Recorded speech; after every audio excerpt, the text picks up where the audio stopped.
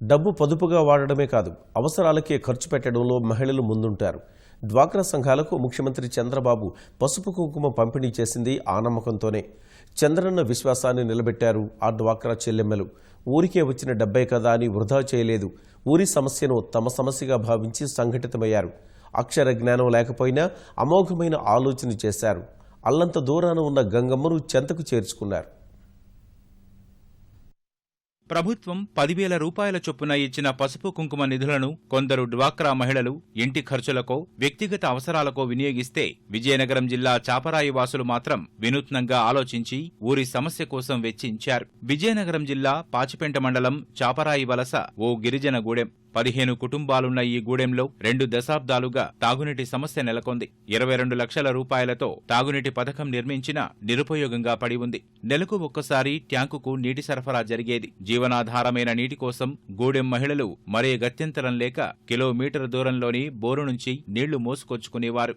వేసవిలో పరిస్థితి మరింత దయనీయం. ప్రజాప్రతినిధులు, అధికారులకు ఎన్నోసార్లు విన్నవించుకున్నా నీటి సమస్య తీరలేదు.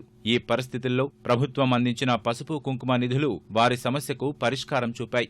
రక్షిత మంచినీటి పథకానికి 1,00,000 రూపాయలు అవసరమని గుర్తించారు. పసుపు కుంకుమ కింద ఒక్కో సభ్యురాలికి అందిన 10,000 రూపాయల్లో ఒక్కొక్కరు 6,000 రూపాయల చొప్పున కేటాయించాలని తీర్మానించుకున్నారు. ఈ మొత్తానికి తోడు ఇంట్లో భర్తల వద్ద మరో 2,000 చొప్పున సేకరించారు. ఈ మొత్తం డబ్బుతో పంచాయతీ బోరుకు మోటారు, పైప్లైన్ వేసి గ్రామంలో 2,000 లీటర్ల సామర్థ్యంతో ట్యాంకు ఏర్పాటు చేసుకున్నారు. గడ్డకి వెళ్తే గడ్డకు నీళ్ళు లేవు, పసుపులకే లేవు, మనుషులకే లేవు. అది పసుపు కుంకుమని ఇచ్చి డబ్బుల ఇక్కడ మొత్తం కట్టించుకున్నాము. మళ్ళీ ఇంటికి ఎత్తుబడి చేసేమో 2,000 ట్యాంకి కట్టించుకున్నాము. ఇప్పుడు ఈ నీళ్ళకే ఈ బాంది లేదు. గుడి దగ్గర వెళ్ళేసి నీరు తెచ్చుకోయేవారము. అసలు ట్యాంక్ నీరు కూడా ఇచ్చేవారు కాదు.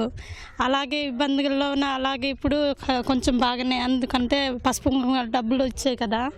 ఆ పసుపు ఇంకా డబ్బులు వస్తేమో అక్కడ ఎత్తబడేసి మళ్ళీ కట్టుకున్నాము.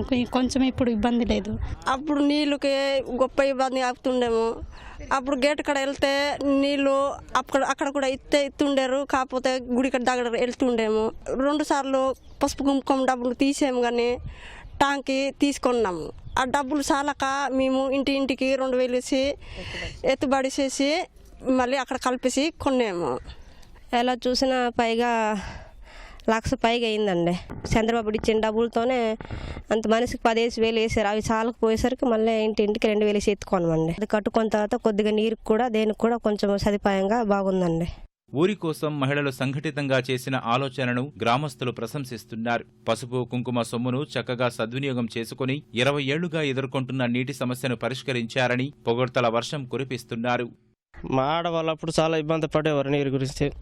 చాలా ఇబ్బంది పడిపోయింది. పసుపు కుంకుమ డబ్బులు వచ్చేసరికి ఆడవాళ్ళు అందరు నిర్ణయం చేసుకొని ఇలాగైతే బాగుపడతామనేసి ఆ డబ్బులు మరి ఖర్చు పెట్టొద్దు, ఇంకా ఆ డబ్బులతో అలాగే ట్యాంక్ తెచ్చేసుకొని కట్టేసుకుందామనేసి వాళ్ళు నిర్ణయానికి వచ్చేసి నాకు చెప్పేసరికి నేను వెళ్ళి మేము తెచ్చుకున్నాము, ట్యాంక్ కట్టుకున్నాము సార్.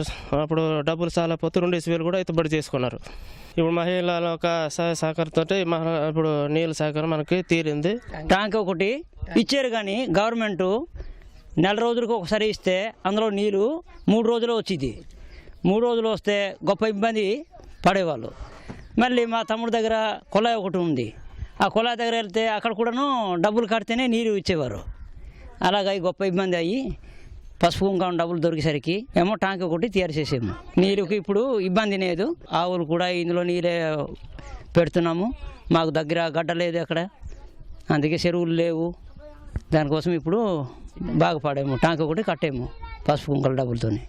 పొలం పని చేసుకుని జీవనం సాగించే తాము 2 ఏళ్ల క్రితమే డ్వాక్రా సంఘంగా ఏర్పడ్డామని, భవిష్యత్తులో ప్రభుత్వం ఇచ్చే పసుపు కుంకుమ డబ్బును ఇలాగే సద్వినియోగం చేసుకుంటామని గిరిజన మహిళలు తెలిపారు.